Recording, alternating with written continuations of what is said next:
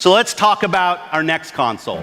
4 times more powerful than the Xbox One X. Up to 120 frames per second. 8K capability. Next-gen ray tracing. We're seeing more than 40 times performance increases over the current generation. The ultimate gaming experience on a console anywhere. The most powerful and highest performing console we've ever designed. It eats monsters for breakfast. Next holiday, we will launch Project Scarlet with Halo.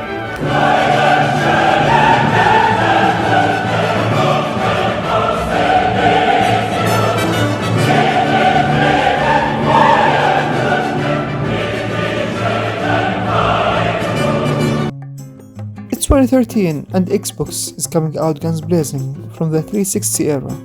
Gears is doing great, they have one of the best racing games in their hands, and they have kept Halo strong. Sort of. And the new Xbox fever started to spread fast. In fact, it was spreading so fast that some rumors even say that people have contracted it through their contact with Mountain Dew fridges. Sadly, we could not find any reliable source to confirm or deny this. But what we can confirm is that the battle for the name of the next Xbox was on. So let's break down the situation.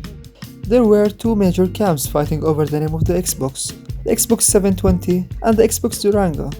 Actually, the case of the Durango was weak, but the battle was not, it was epic.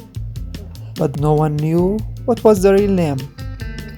Personally, I was cheering for the Xbox box, and I guess that we got that. Oh look, it's finally set. Microsoft is going to reveal their next Xbox on May 21st, 2013.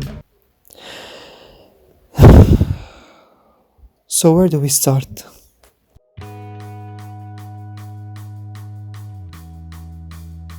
They were going to sell you a Kinect with every Xbox, and it's always listening to you. The Xbox must always stay online, even if you are playing an offline game. Wanna trade your used games? Go f*** yourself, we don't do that here. The console is so big, yet it's weaker than the PS4. They did not show that much games at the reveal of a gaming console, except Call of Duty of course. But you wanna know what's better than games? TV, sports TV, Xbox, go F*** yourself. So can it run the 360 games? Nope. At least it must be cheaper. What are we doing? Giving you the ultimate entertainment machine. Who told you we want this? What? You don't want that? Wait, what's this sound?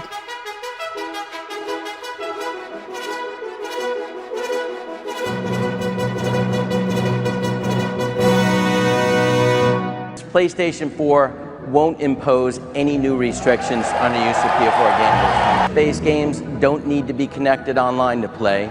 PS4 won't require you to check in online periodically. I'm very proud to announce that PlayStation 4 will be available at $399.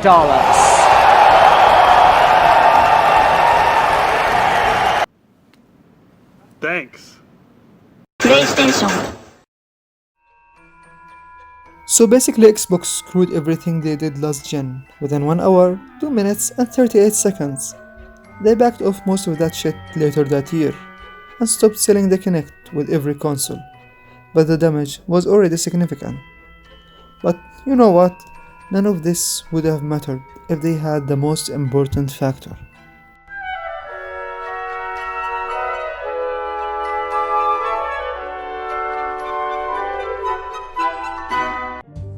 The competition for the best place to play your next-gen games was going to be extra savage this generation. Despite Xbox One and PS4 launch titles lined up fairly good next to each others, they were not the most groundbreaking games on any front, except but developers at Microsoft were promising a lot of great games. From Halo 5 to Gears 4 to Sunset Overdrive, Forza Horizon 2, Quantum Break, and Crackdown 3. Crackdown. So, this is how the Xbox exclusives ended up looking. And these are the PlayStation exclusives.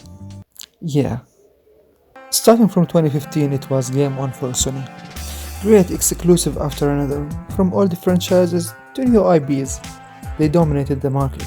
and they did not even give Microsoft a chance to breathe. And that reflected on the sales of the consoles. Like even Nintendo Switch, which came out in 2017, did even better than the Xbox One within just 2 years. You hear that, Microsoft?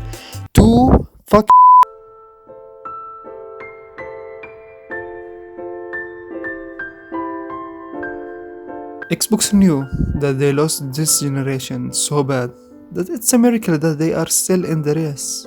So they stopped and started to fix things. Then Matrix. Gone. We will get Phil Spencer. Xbox is the weak console? BAM! Not anymore. Introducing the Xbox One X with 100 bazillion teraflops. What about Netflix for gaming? Xbox Game Pass. Backward. Yes.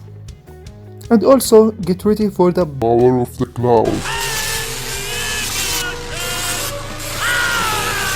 So, you are going to give us some good games, right?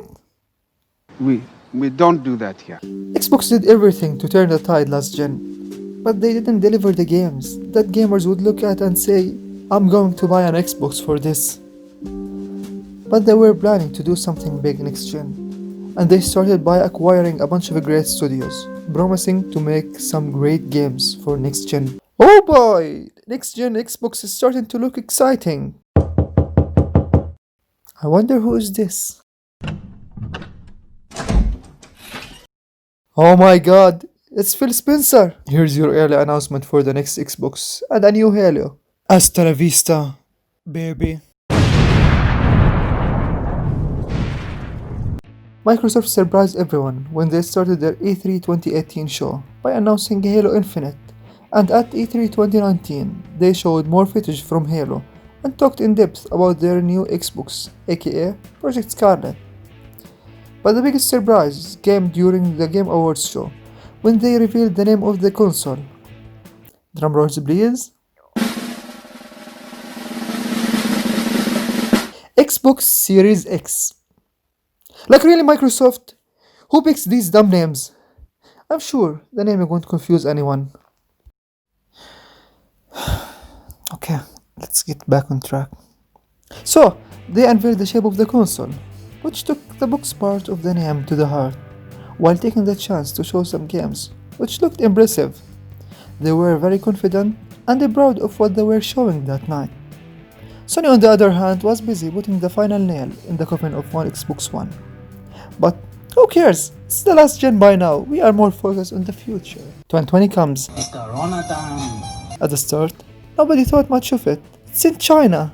How would it reach the rest of the world? Things went from a 0 to 100 so fast. Lockdowns, millions infected and dead, unemployment. While America had some extra sauce. Things were going crazy, and nobody knew what's next. But Microsoft said no. Nothing will stop them from showing the world the best console ever with the best games. They are going to show some gameplay in their online showcase, and it will be the best showcase ever. Shit.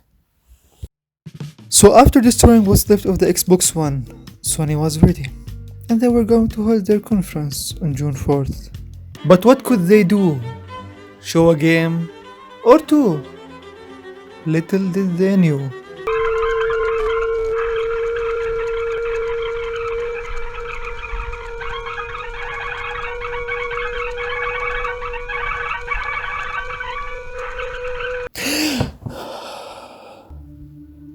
Satya, it's okay, don't cry.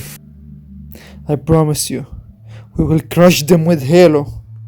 Why are we still here? Just to suffer? Every night, I can feel my leg. Despite Microsoft's best efforts, nobody actually remembers what they did show during their conference. Halo and its graphics blew up on the internet so big for all the wrong reasons.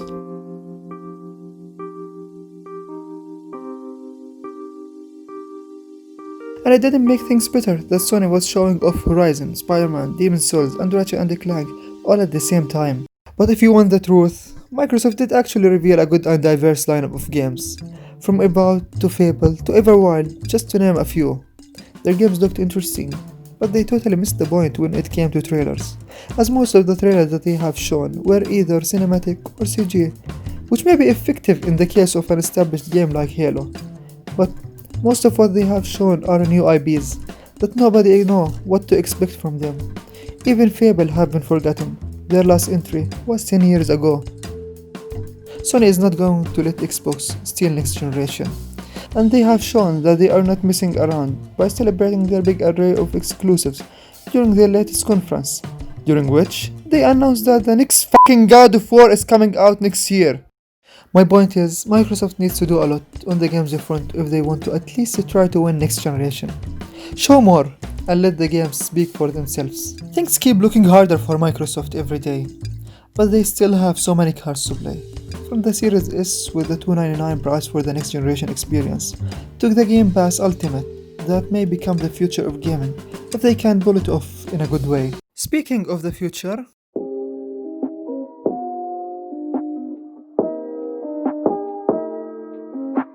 what's clear by now is that Microsoft have already lost their first round badly. Halo is now delayed until 2021, and they are launching the console with almost no exclusives, while Sony is swinging out of the gate with great ones. But let's be honest, a bad Halo game at the start of a generation can drag the Xbox Series S and X into the Dreamcast territory. Microsoft should have learned one important thing from this generation, and that is, no matter how strong your machine is and how much money you have to spend on marketing, at the end of the day, the most important thing for gamer is, you guessed it, games. And that's what made the 360 win, and what almost killed the Xbox One. Sony did a lot of right things during the PS4 era, and Microsoft have to take a good look at how they have managed to create multiple powerhouse franchises out of nothing. Microsoft have the power of money behind them, and they were able to acquire so many talented teams to work on expanding their portfolio of games. The future of Xbox seems brighter, but if their project fails and they end up losing next generation, the name of Xbox may live as an online service within the next few years.